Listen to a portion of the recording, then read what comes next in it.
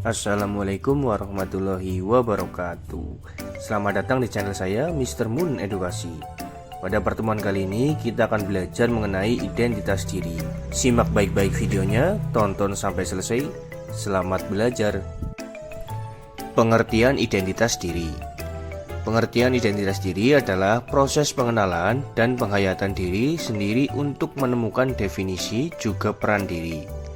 Dalam Kamus Besar Bahasa Indonesia, identitas diartikan sebagai ciri-ciri atau keadaan khusus seseorang.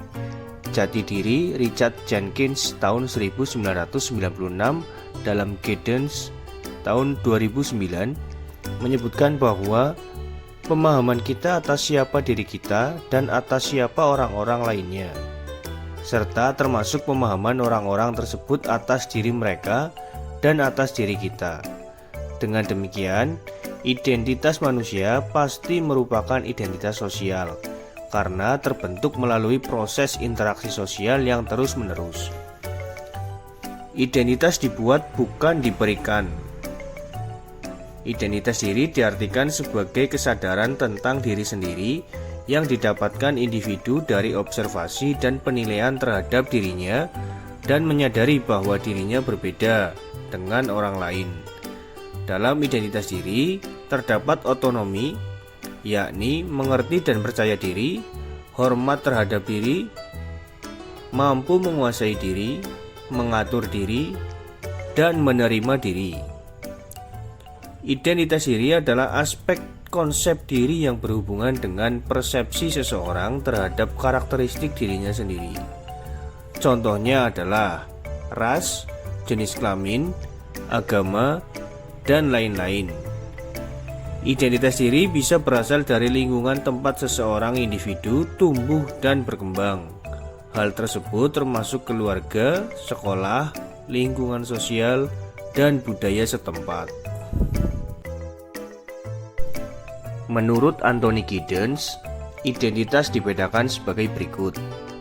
Yang pertama, identitas primer adalah identitas yang terbentuk pada awal kehidupan, termasuk gender, ras, dan etnis.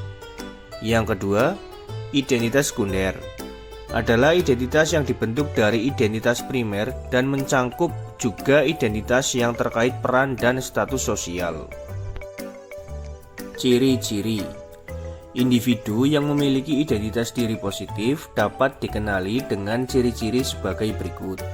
Yang pertama, mengenal diri sendiri sebagai individu utuh yang terpisah dari orang lain. Yang kedua, mengakui jenis kelamin sendiri. Yang ketiga, memiliki tujuan dan nilai yang disadari. Yang keempat, menilai diri sesuai dengan penilaian masyarakat. Faktor yang mempengaruhi. 1. Self-acceptance. Penerimaan diri merupakan respon positif terhadap identitas diri. Penerimaan diri ditandai dengan adanya rasa nyaman dan bahagia dengan diri sendiri yang meliputi kemampuan, penampilan fisik, dan sebagainya. Penerimaan diri bisa dipengaruhi oleh faktor internal seperti self-esteem yang kuat dan faktor eksternal seperti dukungan sosial dari orang terdekat. Yang kedua, self-doubt. Keraguan diri merupakan respon negatif terhadap identitas diri. Keraguan diri ditandai dengan rasa tidak percaya diri dan tidak yakin dengan kemampuan diri sendiri. Keraguan diri bisa dipengaruhi oleh faktor internal seperti self-esteem yang rendah dan faktor eksternal seperti penilaian negatif dari orang terdekat. Hakikat manusia sebagai makhluk individu dan sosial. Manusia sebagai makhluk bersejarah dan manusia sebagai makhluk berbudaya. Sebagai makhluk bersejarah, menurut Dilthey, manusia secara esensial berevolusi dan berkembang sehingga manusia menciptakan sejarah dunia. Manusia sebagai makhluk berbudaya artinya manusia mengembangkan potensi dirinya, berinteraksi dan mengelola lingkungannya.